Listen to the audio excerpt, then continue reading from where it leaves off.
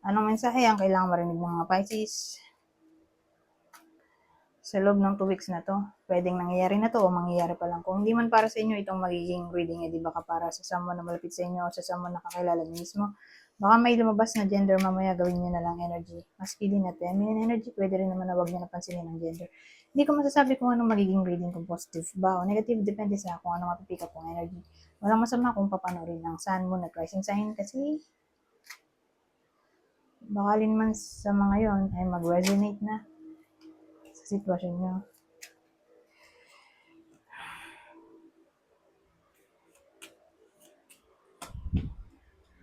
Oh, ano to? So, 8 of Swords. Tapos, 9 of Swords. Queen of Wands. At 8 of Cups. Dalawa yung 8 na. So, sino yung bida natin? Babae.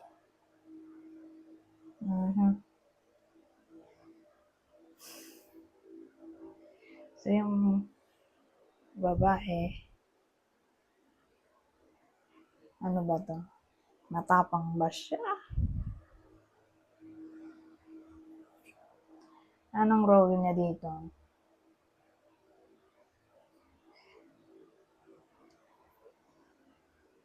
Oo, matapang siya, motivate siya.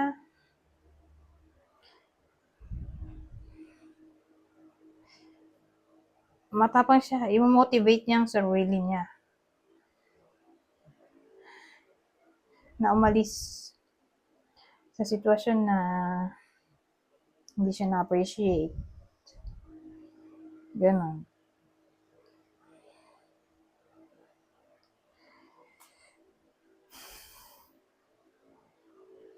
Unang senaryo.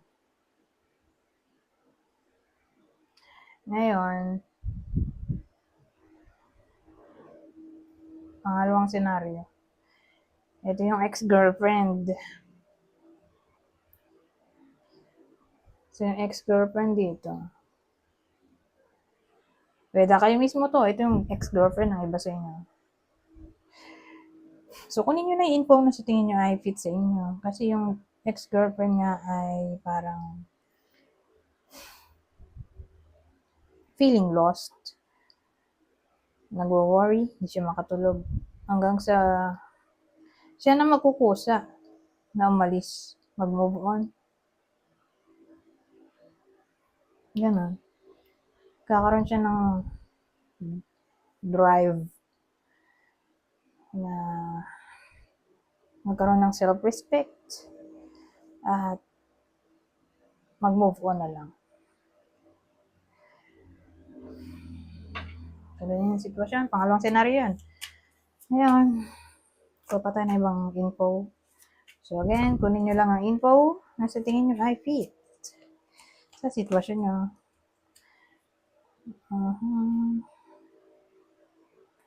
Three of Swords. The World. The Ten of Cups. 8 of Wands. Anong problema dito? Bakit may Three of Swords tayo? Well, ano to eh?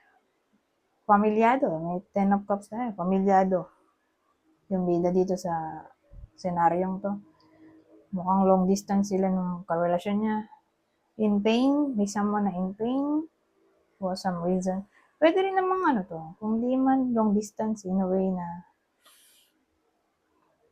kalayo ng bahay. Kalayo ng bansa. Ay, foreigner. Yung partner dito. So again, in pain. May someone na in pain dahil sa Three of Swords. Pero don't worry, nandito ang 8 of Pentacles, 8 of Wands na mabilis din maayos yung problema. Don't worry.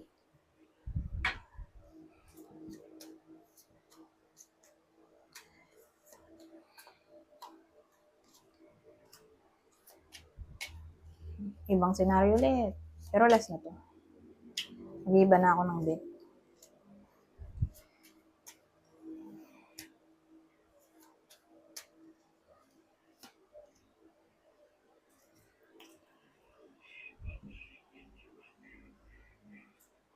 So, meron tayong 7 of Wands. Queen of Pentacles, Two of Swords, Two, High Priestess. So, dalawa pala yung 2 natin. Ano meron dito? Ang bida natin, babae.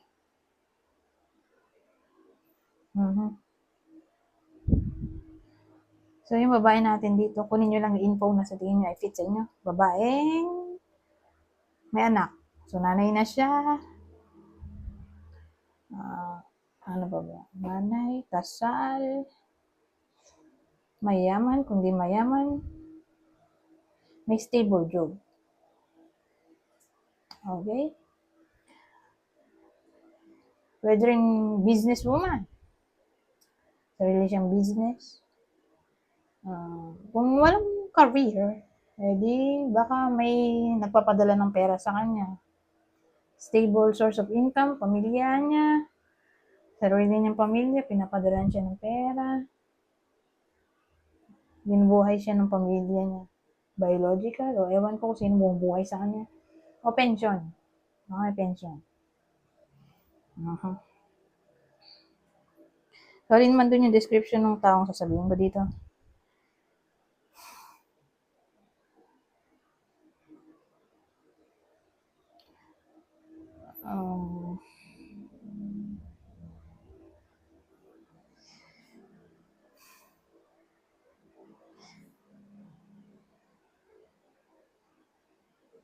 Kasi nagsiselos siguro to. May pinagsiselosan siya. Naiinis siya, oh.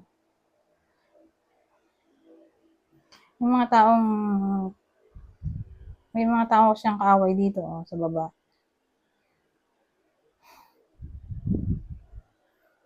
Pinagtatanggol niya yung sarili niya. Pero naiinis siya, tingin ko. Naiinis siya. So, ano kaya to? Confusion to, oh. Nalilito siya. Mystery na kasi to. So, mukha siyang selos sa akin. May pinagsiselosan siya.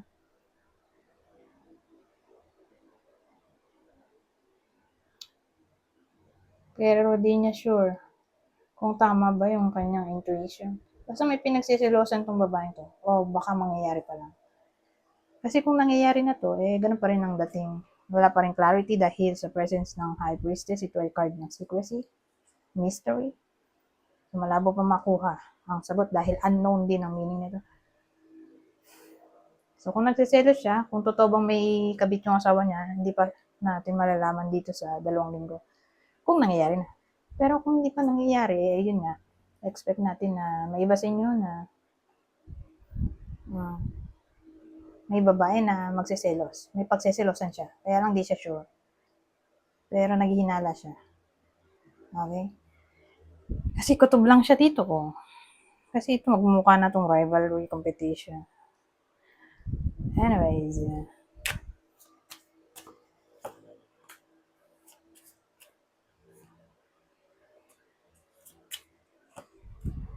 Oh, ito maganda.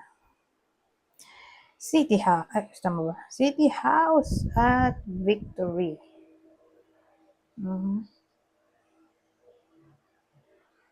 So, paano naging maganda yan?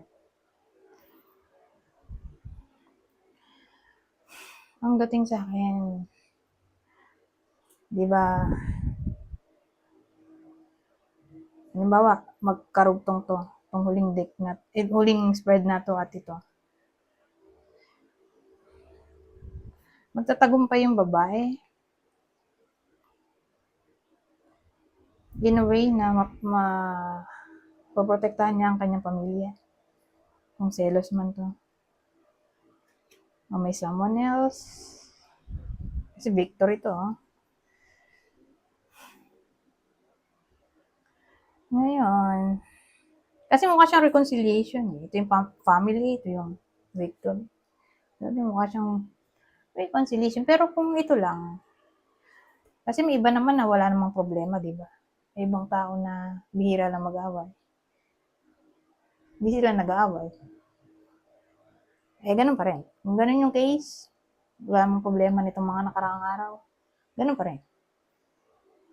Sa loob ng 2 linggo, wala pa rin. Buti na lang. Mhm.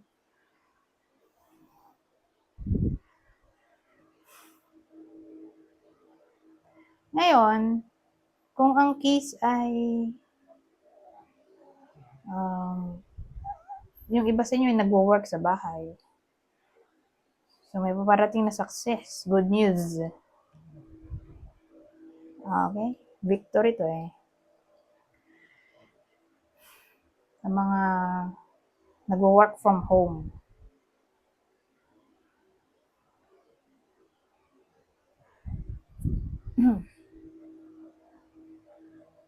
So, yun yung maganda dito.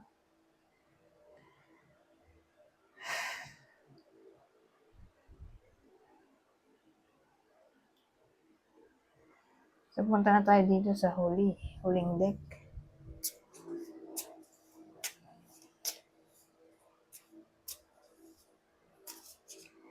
Ang masasabi nito? Big luck. Wow, luck. Sana maganda rin to. Perspective. Ano yun? Perspective. Pananaw. Luck. Adi, baka ang ibig sabihin nito ay maging open sa topic ng luck. Kasi perspective ay pananaw. Maging open sa perspective ng luck. At yung luck ay may kinalaman nga dito sa victory, success, good news natin na paparating. Na parang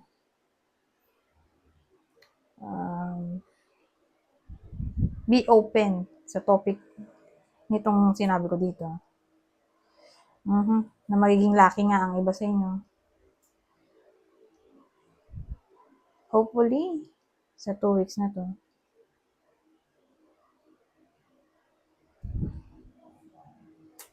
Nasa panig nyo ang kapalaran. Ayun.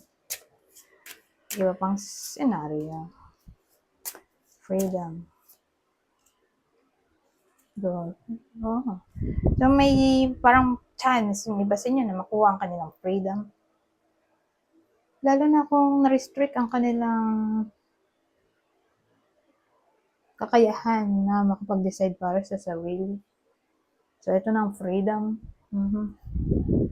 Magsasaya kayo. Lalo na yung mga tao na walang kakayahan mag-decide para sa sarili. Na kinokontrol, may mga taong nagko-control sa kanila. Di ba may case na gano'n? May kumokontrol, may someone na possessive, na parang mawala yung freedom sa kanila. Depende sa kung sino yung lumilimita ng freedom. Kasi maraming pwedeng tao, di ba? Karelasyon, pamilya, anak, magulang. Depende. Basta ang mahalaga, magiging masaya kasi mawawala na tong restriction at magkakaroon na ng freedom. Sa 2 weeks na to, magiging masaya siya. Dahil magagawa niya ang gusto niya sa may taong ganon sa week na to. 2 weeks.